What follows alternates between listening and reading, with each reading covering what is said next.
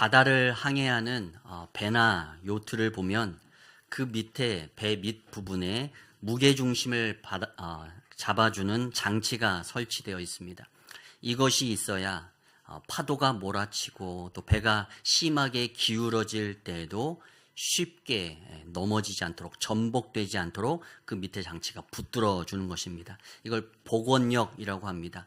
배 밑부분에 그 무게 중심이 있어서 흔들리다가도 다시 원위치로 돌아오는 힘, 이것이 있어서 배가 좌초되지 않고 앞으로 나아가고 안전할 수 있는 것입니다. 우리의 인생도 마찬가지입니다. 이 세상에 들에 핀 꽃 하나 어디 흔들리지 않고 피는 것이 어디 있겠습니까? 우리의 인생도 마찬가지입니다. 수없이 인생의 풍파 속에서, 파도 속에서 흔들리는 것이 바로 우리의 연약한 인생입니다. 그러나 예상치 못한 그런 거센 인생의 파도 속에서 우리의 삶의, 우리의 인생의 중심이 어디에 있느냐에 따라 그 똑같은 풍파를 맞고 살아가는 인생들이지만 그 결과는 전혀 달라질 수 있다는 것입니다. 오늘도 삶의 중심을, 우리의 무게 중심을 하나님께로 두는 사람은 흔들리더라도 또 행여나 넘어지더라도 다시 일어서게 될 줄 믿습니다. 시편 37편 24절은 이렇게 말합니다. 그는 넘어지나 아주 엎드러지지 아니함은 여호와께서 그의 손으로 붙드심이로다. 아멘. 우리의 삶의 중심이 하나님께 있는 사람, 그 사람은 행여 풍파 속에서 넘어지더라도 아주 엎드러지지 않고 하나님이 일으켜주시는 그 힘으로 다시 일어선다는 약속의 말씀입니다. 오늘도 인생을 살아가며 수없이 많은 인생의 풍파 속에 흔들리는 우리의 인생이지만 우리의 삶의 중심을 하나님께 두므로 하나님의 그 일으켜 세우시는 그 하나님의 능력의 손길을 경험하는 여러분 모두 되시길 간절히 축원합니다. 아멘. 느헤미야의 성벽 재건 공사의 이야기는 모두가 다 하나님의 은혜의 역사를 증거하고 있는 것입니다. 아닥사스다 왕의 술관원이었던 느헤미야가 기도하는 가운데 왕의 허락을 받고 예루살렘 총독으로 파견받습니다. 발령받아 왔습니다. 또 느헤미야가 예루살렘에 도착해서 여기 오기까지 하나님이 어떻게 도와주셨는지 백성들 앞에서 간증하니 백성들이 함께 일어나서 당신과 함께 성벽을 재건하겠다고 백성들이 불릴 듯 일으켜집니다.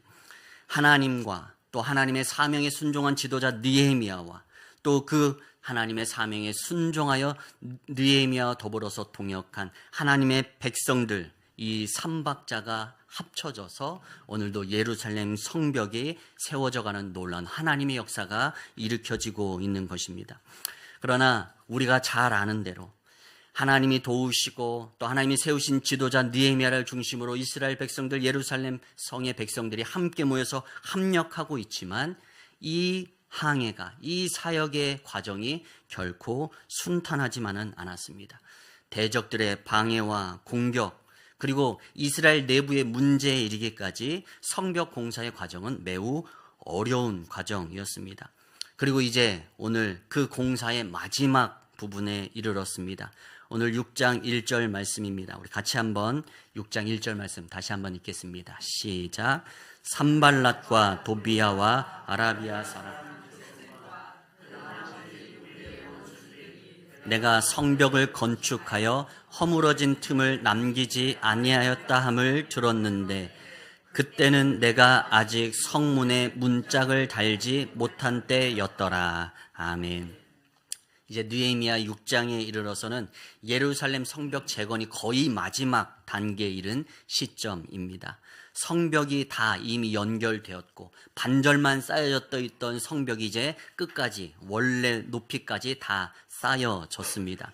이제 남은 것은 예루살렘 성문에 문짝을 다는 것, 그것만이 이제 남아있는 마지막 공정입니다. 이제 거의 다 성벽이 완성되었습니다. 그러나 성벽이 거의 다 이제 완성이 되었지만 영적인 싸움은 거기서 끝나는 것이 아니라 그 마지막에서 더욱 치열하게 벌어집니다. 마지막 문짝만 달면 되는데 그것조차 못하게 하려고 대적들이 마지막으로 최선을 다해 느헤미야를 흔들고자 최선을 다하는 모습이 바로 오늘 본문의 말씀입니다.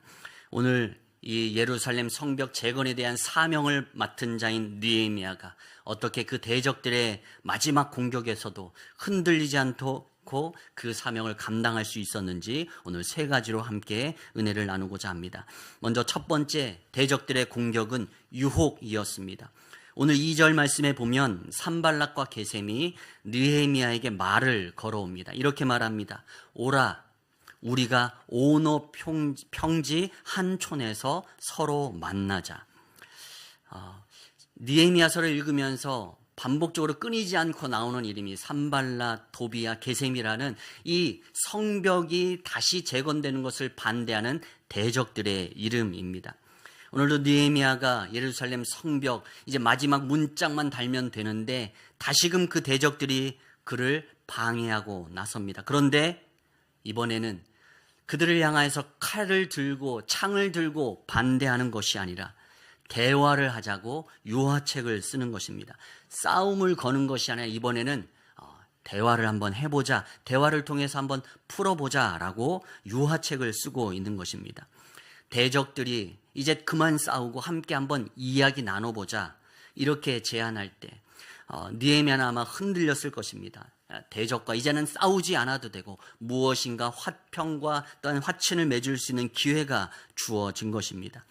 자리에 나가서 뭐라고 얘기하는지 한번 얘기라도 한번 들어볼까 생각할 만한 제안입니다. 오늘 말씀에 보면 이 산발락과 게셈이 4번이나 똑같은 제안을 느헤미야에게 반복해서 했음을 이야기합니다. 느헤미야는 그들의 부름 앞에 한번 같이 만나서 얘기해보자라는 이 제안 앞에 거절합니다. 한 번 거절한 것이 아니라 4번 거절합니다. 한 번 거절하는 것은 쉬운 것이지만 똑같은 부탁을 4번 거절하는 것 결코 쉽지 않은 행동입니다. 그러나 느헤미야는 마음에 확고한 그 신념이 있었기 때문에 그 대적의 유혹에 넘어가지 않고 4번 그렇게 단호한 결단으로 거절한 것입니다. 그러나 오늘 말씀해 보면 결과적으로 돌아보니 그들의 그 유화책을 거절한 일은 잘한 것이었습니다. 오늘 말씀해 보면 대적들이 느헤미야를 만나고자 한 본래 의도는 대화를 하고자 함이 아니라 그가 대화의 자리에 나왔을 때 그를 해하려는 꿍꿍이 속이 있었기 때문에 지금 대화하자라고 이야기했다라는 것입니다. 대화하자. 겉으로는 그렇게 말했지만 뒤에 군사들을 숨겨놓고 느헤미야가 오면 느헤미야를 죽이려는 준비를 하고 있었던 것이 대적들이었던 것입니다. 우리는 세상의 유혹 앞에 우리 지혜롭게 판단할 수 있어야 합니다. 우리에게 들려지는 그 이야기들이 과연 진실된 것인가 아니면 거짓된 사탕 발림인가 우리가 그것을 분별할 수 있어야 한다라는 것입니다. 우리를 넘어뜨리고자 하는 사탄의 그 유혹은 우리를 달콤하게 유혹합니다. 그리고 그 달콤한 유혹에 속아서 우리가 손을 내미는 순간 사탄은 우리를 낚아채서 우리를 넘어뜨릴 것입니다. 인류 최초의 범죄 현장도 그랬습니다. 에덴 동산에 있는 그 선악을 알게 하는 그 나무의 실과는 먹지 말아라 하나님이 아담과 하와에게 명령하셨습니다. 그런데 사탄이 와서 달콤하게 유혹합니다. 창세기 3장 5절입니다. 너희가 그것을 먹는 날에는 너희 눈이 밝아져 하나님과 같이 되어 선악을 알 줄 하나님이 아심이니라. 아멘. 사탄이 유혹하는 겁니다. 그거 먹으면 하나님처럼 눈이 밝아질 거야 이렇게 유혹하는 것입니다. 아담은 먹지 말아라라는 이 하나님의 말씀에 순종하는 대신 달콤한 사탄의 유혹에 넘어가서 그 선악을 알게 하는 과실에 손을 대고 그것을 먹게 됩니다. 그리고 아담 한 사람이 범죄함으로 이 세상에 죄가 들어왔고 그 죄로 말미암아 모든 사람이 사망에 이르는 지경에 이르게 된 것입니다. 오늘도 산발락과 게셈은 성벽 재건의 총지도자인 느헤미야를 유혹합니다. 왜냐하면 그 느헤미야 한 사람만 넘어뜨리면 이 성벽 재건은 멈춰서게 돼 있습니다. 지도자의 역할이 그런 것입니다. 이 지도자가 넘어지면, 느헤미야가 넘어지면 지금까지 아무리 애쓰고 노력했지만 그 모든 것 마무리 짓지 못하고 멈춰설 수 있다. 사탄은, 대적은 그것을 알았기 때문에 느헤미야, 그 앞에 선 지도자를 넘어뜨리기 위해서 그렇게 달콤하게 유혹합니다. 오늘도 영적인 원리가 똑같습니다. 앞에 세움받은 지도자들을 넘어뜨리기 위해서 사탄은 끊임없이 앞에 선 자들을 공격합니다. 영적인 싸움이 지도자들 앞에서 더 강력하게 임한다는 사실입니다. 담임 목사인 저를 위해, 또 우리 장로님들을 위해, 또 우리의 믿음의 성도들을 위해 그렇게 함께 위해서 기도해 주시기 바랍니다. 우리의 교회 공동체가 사단의 그 유혹 앞에 넘어지지 않도록 앞에 세움받은 또한 직분자들이, 재직들이 또한 하나님 앞에서 그 사명 잘 감당할 수 있도록 그렇게 함께 기도해 주실 때 그 수많은 유혹들을 분별하며 하나님이 기뻐하시는 그 사명 앞에 순종함으로 하나님의 크신 역사를 이루게 될 줄 믿습니다. 오늘 느헤미야가 산발락과 게셈의 유혹을 물리칠 때 그들에게 했던 말이, 대적들에게 했던 말이 이렇습니다. 오늘 3절입니다. 제가 읽겠습니다. 내가 곧 그들에게 사자들을 보내어 이르기를 내가 이제 큰 역사를 하니 내려가지 못하겠노라. 어찌하여 역사를 중지하게 하고 너희에게로 내려가겠느냐 하매. 아멘. 느헤미야는 하나님이 맡기신 사명에 온전히 집중했습니다. 내가 이 큰 역사를 하니 내려가지 못하겠노라.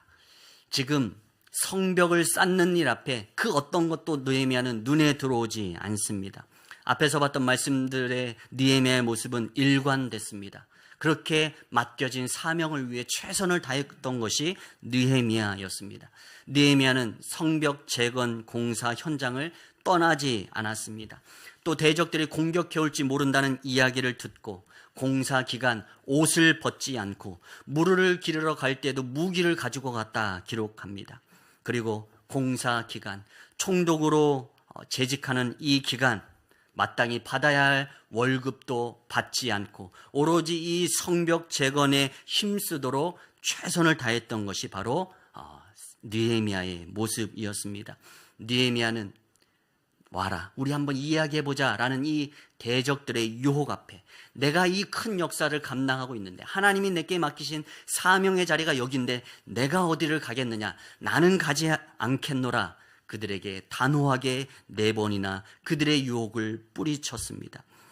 유혹은 이곳 저곳을 쳐다보는 사람에게 유혹은 다가옵니다. 오직 맡겨진 사명을 위해서 전심전력 나아가는 사람에게 유혹은 유혹이 되지 못합니다. 느헤미야에게 그랬던 것입니다.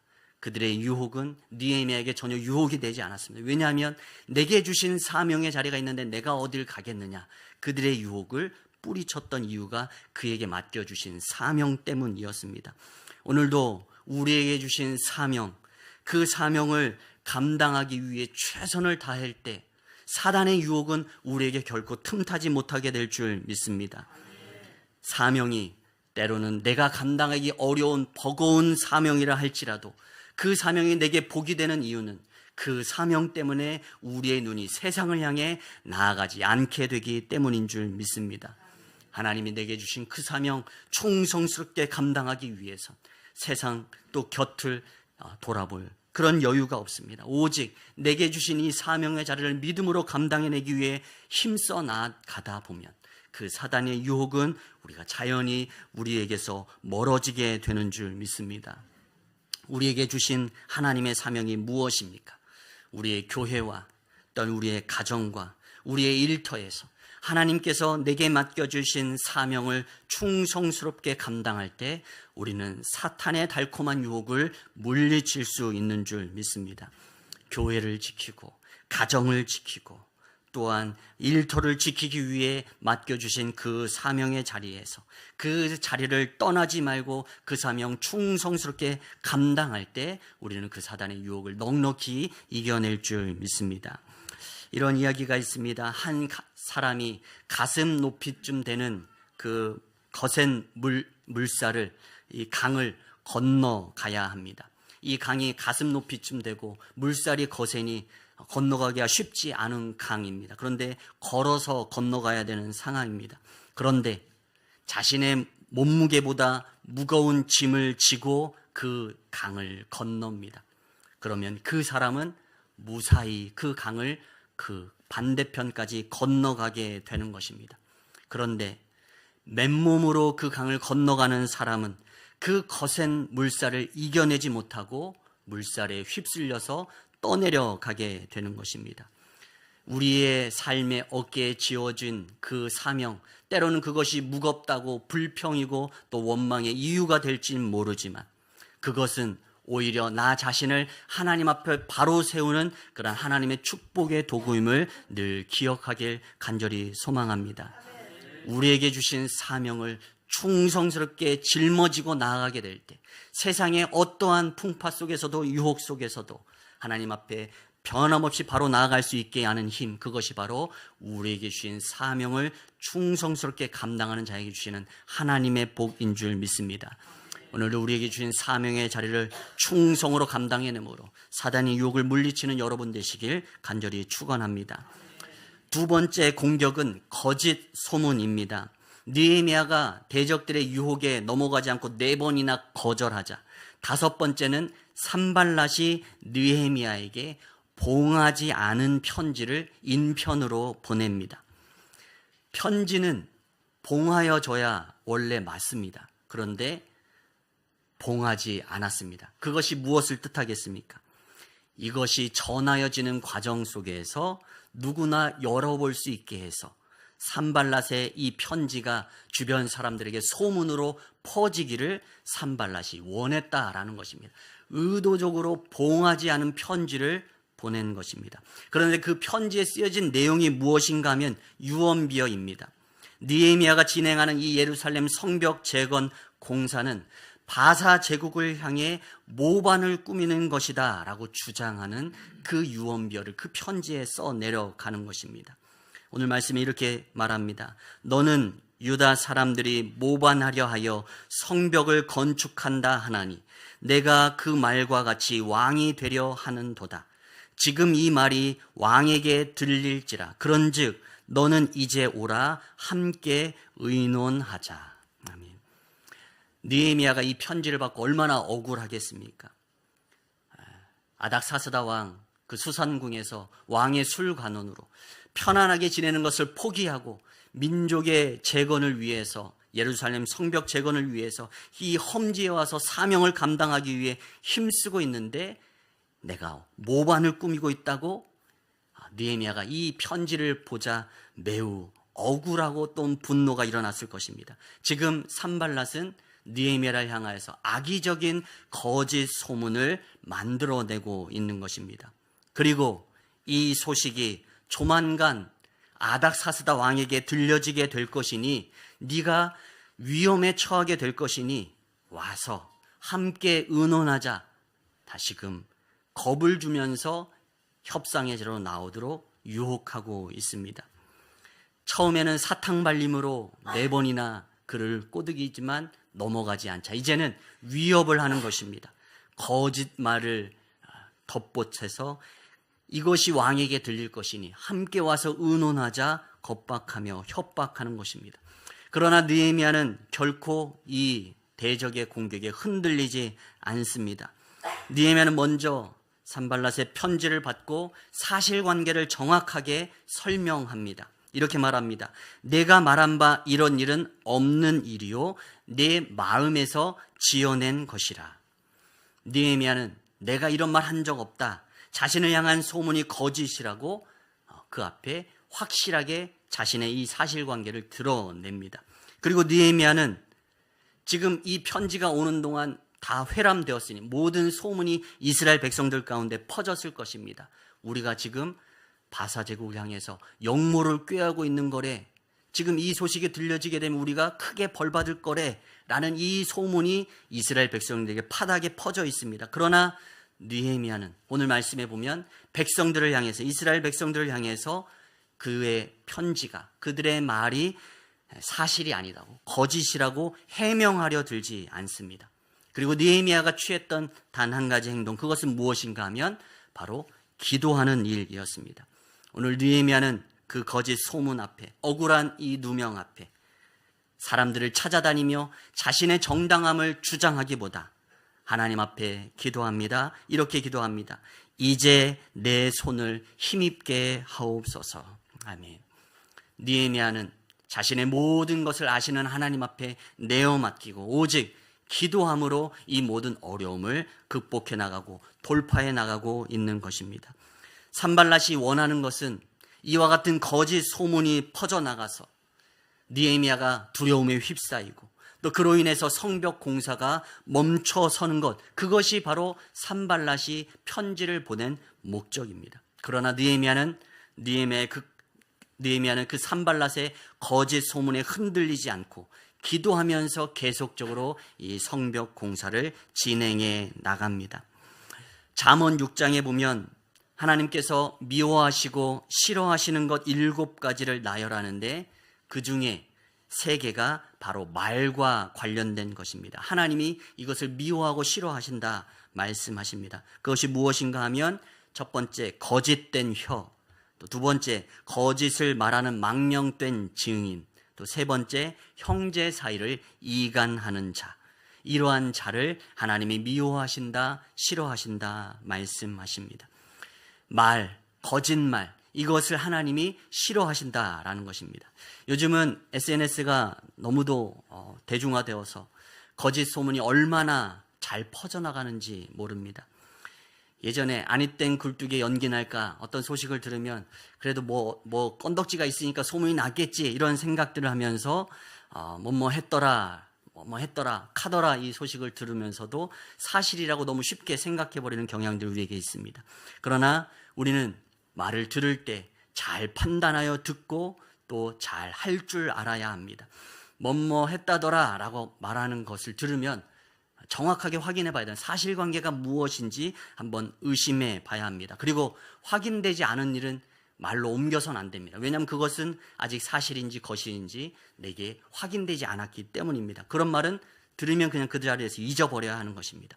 그리고 무엇보다도 우리 믿음의 사람들의 말은 어떠한 말이어야 할까 이런 생각을 했을 때 2가지의 기준을 가지고서 우리가 말을 해야 할지 말아야 할지 우리가 분별할 수 있다고 믿습니다. 먼저 하나는 우리가 말을 할 때 이 말이 하나님께 영광이 되는 것인가 이 생각을 우리가 하고 우리의 말을 해야 한다라는 것입니다. 2번째, 이 말이 우리의 공동체의 유익이 되는가 이 기준을 가지고 우리가 우리의 모든 하는 말에 대입하여 이 기준을 가지고 분별한다면 실수가 없이 하나님이 기뻐하시는 언어 생활로 우리가 살아갈 수 있게 될 줄 믿습니다. 오늘 느헤미야 에게 보낸 편지, 산발랏의 편지, 그의 거짓 소문은 이 느헤미야가 힘쓰고 있는 성벽 재건을 멈춰서게 하고자 하는 사단의 계략이었습니다.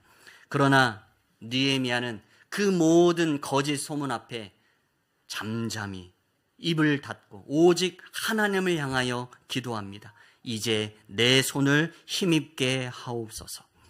억울하고 분통한 상황이지만 느헤미야는 대적의 거짓 소문 앞에서 화내지 않고 또 낙심하지 않고 오로지 하나님께 기도하며 하나님께서 맡겨주신 사명을 꿋꿋이 감당해 냅니다.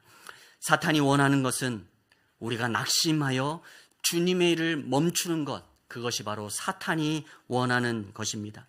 그러나 사명자는 어떠한 일 속에서도 그 사명을 놓지 않고 그 사명의 자리를 기도함으로 지켜내는 자인 줄 믿습니다.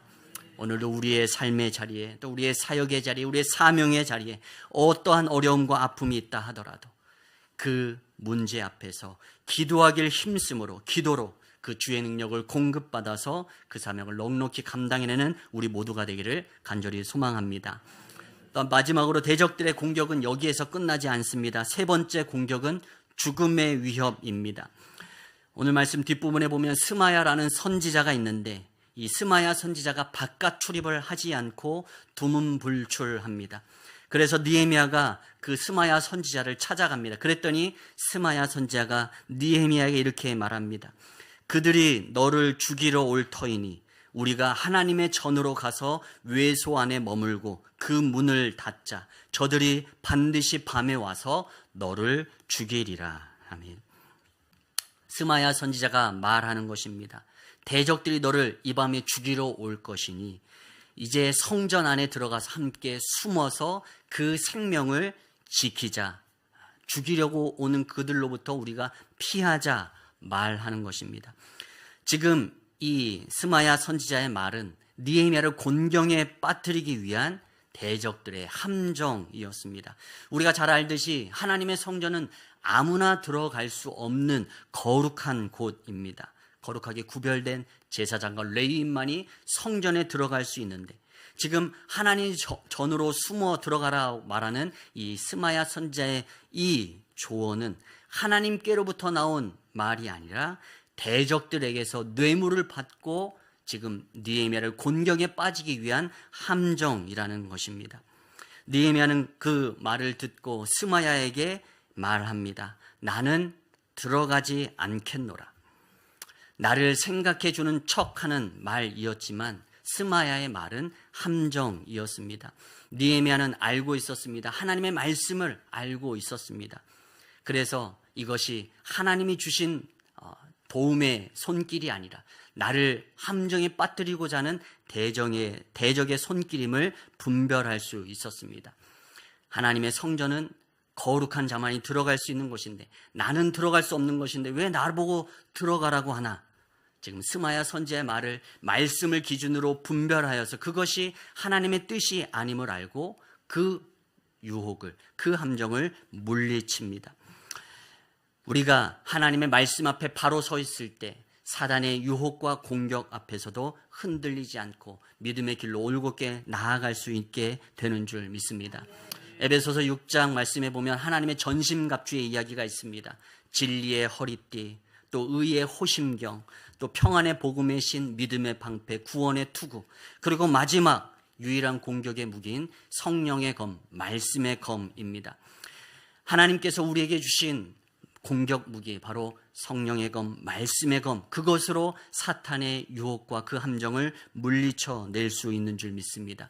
오늘 느헤미야는 스마야 선지자, 비록 하나님의 기름 부음 받은 선지자이지만 지금 사단의 함정의 도구로 지금 쓰임받고 있는 그 스마야의 말을 듣고 그 말을 거절합니다. 말씀으로 사단의 공격을 물리치고 의의 길로, 또 하나님이 인도해 주시는 생명의 길로 나아가고 있는 것입니다.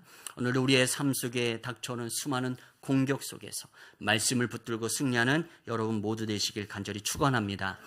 우리가 마지막 오늘 말씀 15절 16절 말씀 한번 같이 읽겠습니다. 15절 16절입니다. 함께 읽습니다. 성벽 역사가 52일 만인 우리의 모든 대적과 주위에 있는 이방 족속들이 이를 듣고 다 두려워하여 크게 낙담하였으니 그들이 우리 하나님께서 이 역사를 이루신 것을 알미니라. 아멘. 성벽이 다 쌓여지기까지 수많은 방해와 어려움이 있었습니다. 그런데 성벽 공사를 시작한 지 단 52일 만에 그 모든 공사가 성전 문짝을 다는 것까지 해서 모두 다 끝났다라고 오늘 말씀 15절에 기록하고 있습니다. 예루살렘 성벽이 무너진 지 약 150년이 흐른 시점입니다. 150여 년간 쌓여지지 못하던, 또 쌓다가 포기되고 쌓다가 포기했던 이 성벽 공사가 한 명의 바로 세워진 사명자 느헤미야가 바로 세워짐으로, 그 사명을 잘 감당함으로 예루살렘 성벽이 150년 만에 다시 원래의 모습대로 튼튼하게 세워지게 됩니다. 시작하는 사람은 많지만 그 끝을 아름답게 마무리하는 사람은 결코 많지 않습니다. 오늘도 느헤미야는 믿음으로 시작한 그 일을 수많은 방해와 공격 속에서도 포기하지 않고 끝까지 감당해 내었습니다. 하나님께 주신 사명을 감당함으로, 최선을 감당함으로 유혹을 물리쳤습니다. 또 기도함으로 공격, 그 거짓 소문을 물리쳐 이겨냈습니다. 또 느헤미야는 말씀 위에 서서 대적들의 함정을 뿌리쳤습니다. 이처럼 예루살렘 성벽 재건의 모든 과정은 너무도 힘든 과정이었지만 하나님께서 이 모든 불가능 속에서도 이 모든 것을 이루어 주셨습니다. 그래서 오늘 말씀에서도 대적들과 이방 족속들이 이 모든 것을 보고 다 두려워하며 크게 낙담했다 기록하고 있습니다. 왜 그랬느냐? 이 성벽이 다 완성된 것을 보고 왜 낙담했는가? 하나님께서 이 모든 역사를 이루신 것을 그들이 알기 때문입니다. 그들이 수없이 많이 유혹했고 공격했지만 결국 하나님의 손에 도우심을 힘입어서 성벽 재건 공사가 마무리되었습니다.